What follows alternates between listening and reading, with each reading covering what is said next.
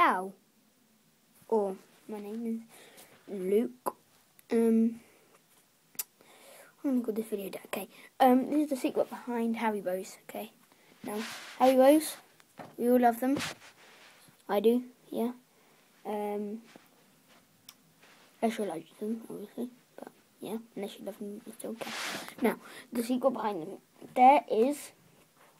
Don't put in the comments. I don't believe you because I know it's true.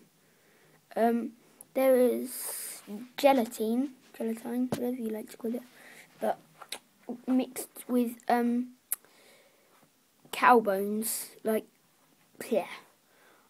But cow bones just mashed up, so powder with gelatin, which goes into it.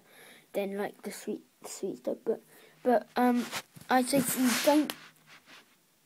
Like they say, don't judge a book by its cover. Don't judge what's in it by how it tastes, because if you do, then it's not going to taste nice. So taste it, and then don't think that. Just think it's the taste that matters, not what's in it. Unless it's poison, obviously. But yeah, thanks for watching.